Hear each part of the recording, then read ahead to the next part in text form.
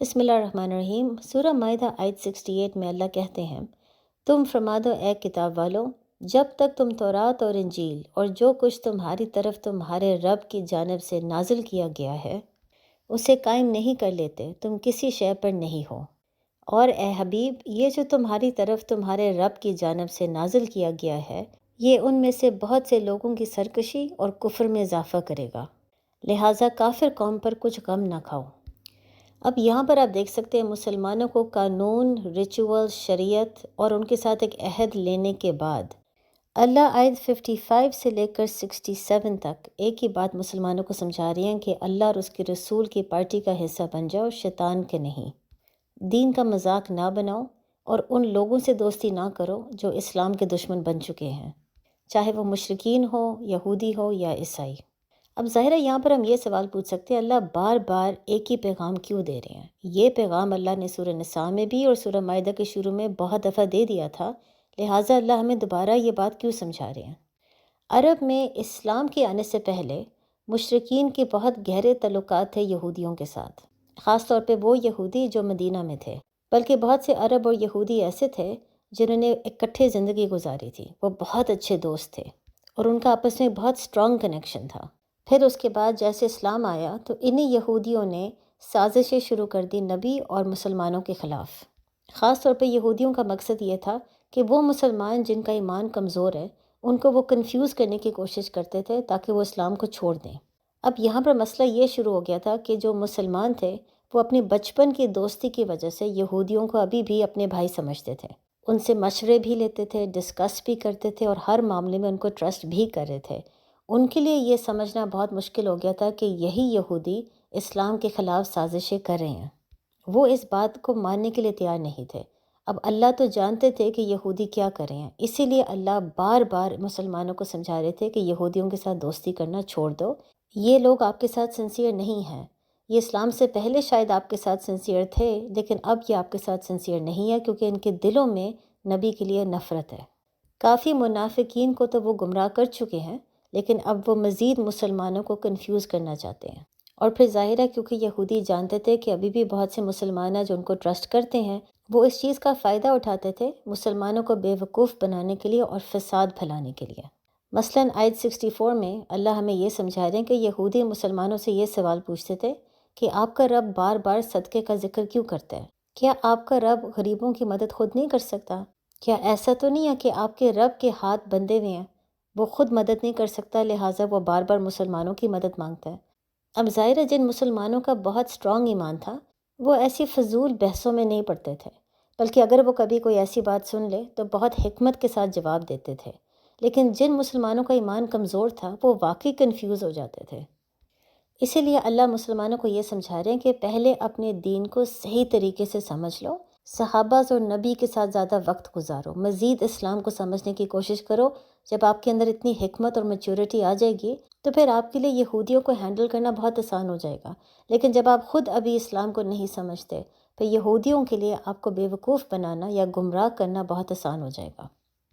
اب جب اللہ نے بار بار مسلمانوں کو سمجھانے کی کوشش کی کہ اپنے دین کا مذاق نہ اڑائیں، وہ کام نہ کرے جو پچھلی امت نے کیا، آپ آیت 68 میں اچانک دیکھ سکتے ہیں کہ اللہ ایک بہت سخت پیغام دے رہے ہیں تمام اہل کتاب کو، اور وہ یہ ہے کہ جب تک وہ قرآن، تورات اور انجیل کو فالو نہیں کریں گے، اس پر قائم نہیں رہیں گے، تو وہ سیدھے راستے پہ ہے ہی نہیں، وہ کسی چیز پر نہیں کھڑے، یعنی ان کا کوئی بھی عمل قبول نہیں کیا جائے گا قیامت کے دن۔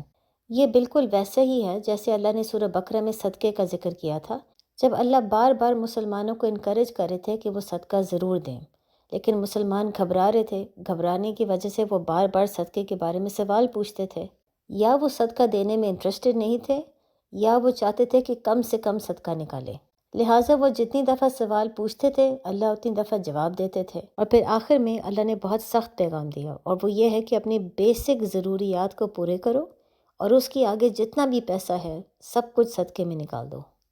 یعنی یہ سخت پیغام دینے سے اللہ مسلمانوں کو یہی سمجھا رہے تھے کہ بے وقوفوں والے سوال نہ پوچھو، جو کام آپ کو سمجھا دیا ہے، جو حکم آپ کو دے دیا ہے، اس پر پوری طریقے سے عمل کرنے کی کوشش کرو۔ یہاں پر آپ وہی چیز دیکھ سکتے ہیں، اللہ مسلمانوں کو بار بار سمجھا رہے تھے کہ پچھلی امت کے راہ پر نہ چلو، اللہ کے حکم کو نظر انداز نہ کرو، دشمن سے نہ گھبراؤ، جھوٹ نہ بولو، دشمن کے ساتھ چھپ چھپ کے دوستی نہ کرو، حرام کی طرف مت جاؤ اور اللہ کے تمام حکم کے آگے جھک جاؤ۔ لیکن اتنی دفعہ یہ بات کہنے کے باوجود بہت سے مسلمان تھے جن کا ایمان کمزور تھا اور وہ بار بار غلط راستے پہ جا رہے تھے۔ لہٰذا یہاں پر پھر اللہ ایک بہت سخت پیغام دیتے ہیں مسلمانوں کو، اور وہ یہ ہے کہ وہ کسی چیز پر نہیں کھڑے، ان کا کوئی بھی اعمال نہیں قبول کیا جائے گا جب تک وہ اللہ کی کتاب کو نہیں تھام لیتے۔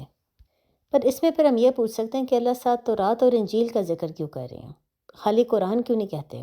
یہاں پر تورات اور انجیل کا ذکر اللہ اس لیے کر رہے ہیں، یہ سمجھانے کے لیے کہ ہر دور میں مسلمان کا کام ہے کہ جو اس دور میں رسول بھیجا گیا اور جو کتاب بھیجی گئی اس کو تھام لے، اس رسول کی اطاعت کرے، اور جو حکم اور شریعت اس کتاب میں ہے اس کو امپلیمنٹ کرے، اس کو فالو کرے۔ یعنی وہ یہودی جو موسیٰ علیہ السلام کے دور میں زندہ تھے اور جو موسیٰ علیہ السلام کی اطاعت کر رہے تھے اور تورات کو فالو کر رہے تھے، ان کی تمام نیکیاں قبول کی جائیں گی۔ اسی طرح وہ عیسائی جو عیسیٰ علیہ السلام کے دور میں زندہ تھے اور انہوں نے عیسیٰ علیہ السلام کی اطاعت کی اور انجیل کو فالو کیا، ان کی تمام نیکیاں قبول کی جائیں گی کیونکہ وہ اس زمانے کے مسلمان تھے۔ یہی اللہ آیت 69 میں سمجھا رہے ہیں۔ وہ یہودی اور عیسائی جنہوں نے اپنے دور میں اپنے رسول اور اپنی کتاب کا مذاق اڑایا، قیامت کے دن ان کا ٹھکانہ جہنم ہے۔ اور یہی اللہ پیغام اب مسلمانوں کو دے رہے ہیں۔ یہی وجہ ہے کہ اللہ تورات، انجیل اور پھر قرآن کا ذکر کرتے ہیں۔ یعنی جو پیغام یہودی اور عیسائیوں کے لیے تھا، اب وہی پیغام مسلمانوں کے لیے ہے۔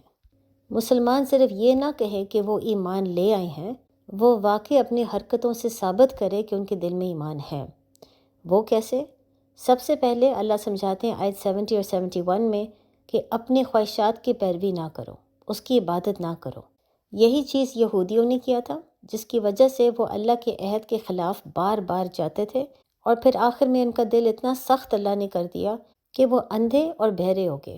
نہ ان کو اللہ کی آیتیں نظر آتی تھی، نہ ان کو اللہ کا پیغام سمجھ آتا تھا۔ لہٰذا چاہے آپ کو اللہ کے قانون، شریعت اور حکم سمجھ آئے یا نہ آئے، آپ کا کام ہے اطاعت کرنا۔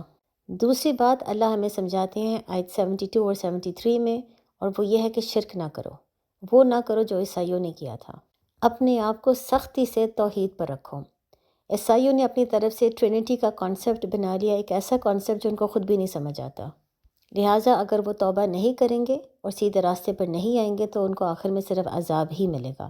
لہٰذا مسلمانوں کو بھی یہی بات سمجھائی جا رہی ہے کہ کسی ایک انسان یا کسی ایک چیز کے پیچھے اتنی شدت سے محبت نہ کرو کہ آپ اس کو خدا کا درجہ دے دو، اور اس کے ساتھ ساتھ سوائے نبی کے کسی انسان کو آنکھیں بند کر کے فالو نہ کرو، یہ بھی شرک ہے۔ بلکہ عیسائیوں کا ذکر کر کے اللہ مسلمانوں کو اس بات پر بھی خبردار کریں ہیں کہ نبی سے بھی جب محبت کرو تو اس شدت سے محبت نہ کرو کہ آپ نبی کو بھی خدا کا درجہ دے دو، کہ بجائے اس کے کہ آپ اللہ سے مانگو، آپ نبی سے مانگنا شروع ہو جاؤ۔ نبی کی اطاعت ضرور کرو، نبی سے محبت ضرور کرو، لیکن نبی اور خدا میں ایک فرق ضرور رکھو۔ تیسری بات اللہ ہمیں آیت 77 میں سمجھا رہی ہیں کہ بدعت میں مبتلا نہ ہو۔ جو دین اللہ نے آپ کو قرآن اور سنت میں سکھا دیا ہے، اس سے ایک قدم بھی آگے نہ جائیں۔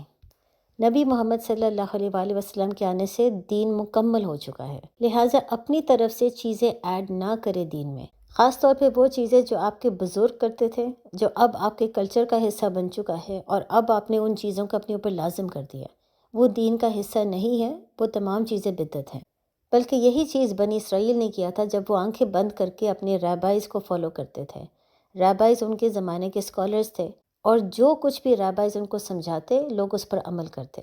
اسی بہانے ریبائز نے دین میں ایسی چیزیں انٹروڈیوس کر دی ہے جو نہ کبھی موسیٰ علیہ السلام نے کیا تھا، نہ عیسیٰ علیہ السلام نے۔ وہ تمام چیزیں بدعت تھیں اور کسی نے ان کو نہیں روکا۔ بلکہ یہی وجہ ہے کہ آیت 78 میں اللہ سمجھاتے ہیں کہ پھر داؤد علیہ السلام اور عیسیٰ علیہ السلام ریبائز پر لعنت بھیجتے تھے کیونکہ انہوں نے اس حد تک دین کو تبدیل کر دیا تھا۔ اب یہاں پہ بہت انٹرسٹنگ ہے کہ اللہ داؤد اور عیسیٰ علیہ السلام کا خاص طور پہ ذکر کیوں کرتے ہیں۔ بنی اسرائیل کے پاس تو بہت سے نبی آئے تھے، انہوں نے بنی اسرائیل کو ڈانٹا بھی، سمجھایا بھی، خبردار بھی کیا، لیکن اللہ خاص صرف داؤد اور عیسیٰ علیہ السلام کا ذکر کیوں کرتے ہیں؟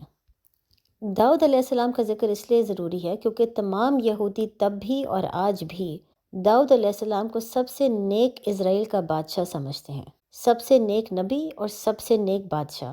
اسی لیے بلکہ آپ نے اسٹار آف ڈیوڈ کا بھی ذکر سنا ہوگا، جو اسرائیل کا ایک سمبل ہے۔ وہ یہ کہتے تھے کہ خدا کو داؤد سے بہت محبت ہے اور داؤد کو تمام بنی اسرائیل سے بہت محبت ہے۔ لہٰذا اس آیت میں اللہ نے یہ سمجھا رہے ہیں کہ اگر داؤد علیہ السلام کو بنی اسرائیل سے اتنی محبت تھی تو پھر وہ بنی اسرائیل سے اتنے ناراض کیوں تھے؟ وہ ریبائز پر لعنت کیوں بھیجتے تھے؟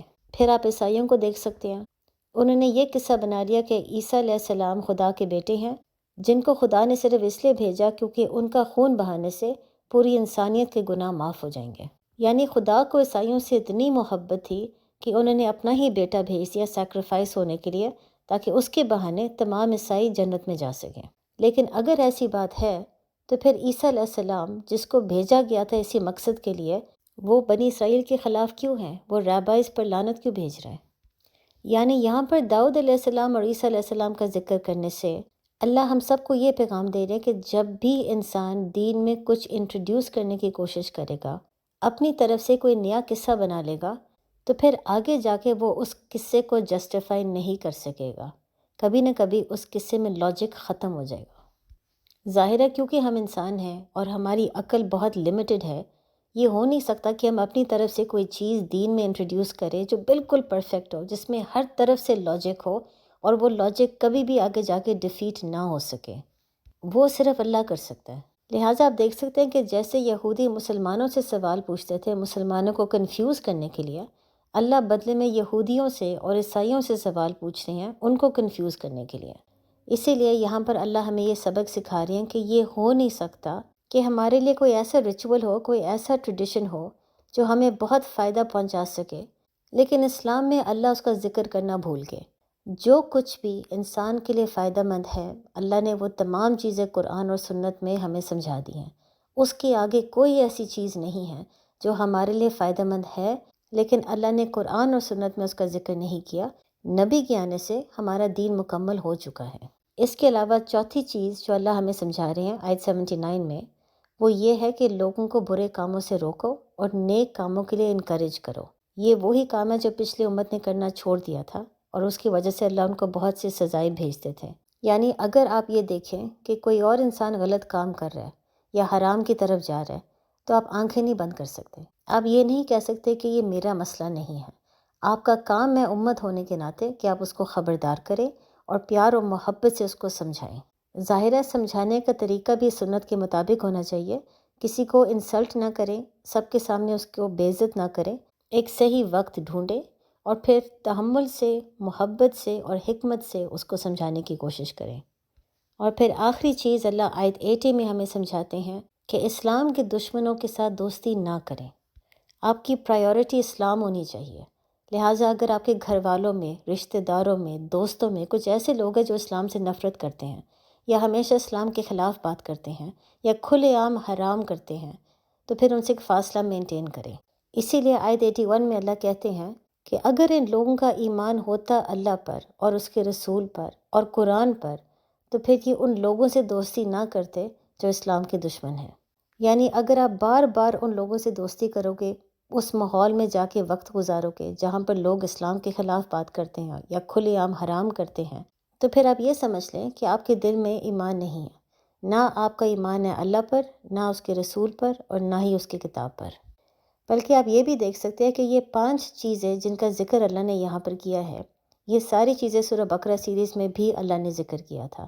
اس وقت بھی اللہ امت کو یہی مشورہ دے رہے تھے کہ سب سے پہلے خواہشات کی پیروی نہ کرو۔ نمبر 2، شرک سے اپنے آپ کو دور رکھیں۔ نمبر 3، بدعت سے اپنے آپ کو دور رکھیں۔ نمبر 4، غلط کو غلط کہنا سیکھیں۔ اگر کوئی غلط کام کر رہا ہے اس کو روکنے کی کوشش کریں، سمجھانے کی کوشش کریں، اور لوگوں کو نیک کام کرنے کے لیے انکریج کریں۔ اور آخر میں جو اسلام اور اللہ کے دشمن ہیں ان سے دوستی نہ کریں، ان سے ایک فاصلہ مینٹین کریں۔ السلام علیکم۔